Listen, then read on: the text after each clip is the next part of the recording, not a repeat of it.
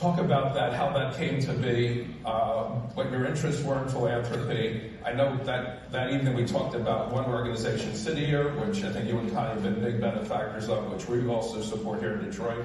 Talk a little bit about City Year, but just talk about just how you and Connie came to that, why the Bomber Group and what your focus was going to be and why then. Yeah, Connie had done some philanthropy in Washington State, starting with foster kids, and it broadened out. And I retired, and she said, "All right, dude, it's time to dive in with me." I was a little tired. It's a long story, but suffice it to say, I didn't prevail in that discussion.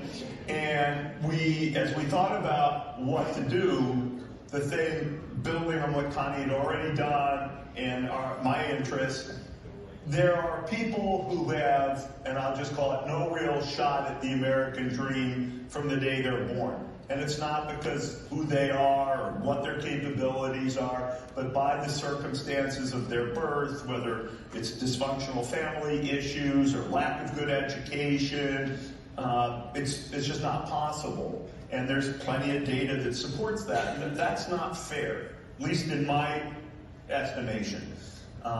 I don't know how the world solves poverty or some of these other issues, but every kid deserves a chance.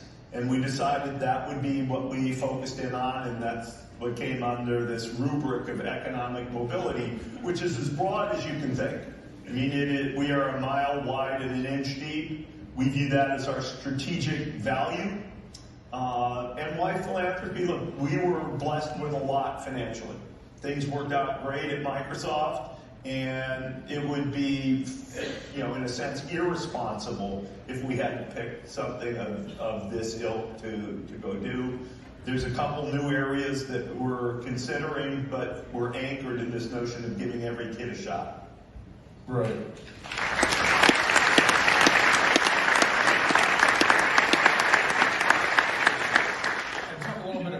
City Year, because that was the first organization we talked about that night, and I think Andrew Stein may be in the somewhere sitting here, and who ran City Year here in Detroit, now works for the national organization in fundraising. So why City Year? What did it mean to you and Connie? And yeah, and I'll focus. We have, I think, now well over 300 grantees now. But City Year, and I don't remember them all. I might have as a younger man, but I don't remember them all now. But City Year lodges big. They are so effective going into schools, supporting kids, supporting teachers in the school, helping kids in ways that, the teacher doesn't have time. Teacher just simply doesn't have time to work in enough depth with kids. And this kind of additional school support is what City Year does, and it resonates perfectly. Obviously, they're not going into Birmingham public schools. They will go into less affluent schools. They work with kids who need that kind of help.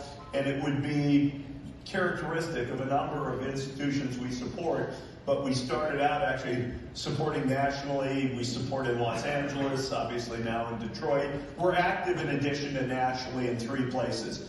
Seattle area, which is where we live, Los Angeles, which is where we have our basketball team, and Detroit, because it's the place I grew up, kind of grew up in the Northwest, so Seattle's close to home. Great. I want to just talk a little bit, as we continue on your philanthropy in Detroit specifically. You also have, I guess with Kylie, developed a close relationship with the Detroit Regional Chamber.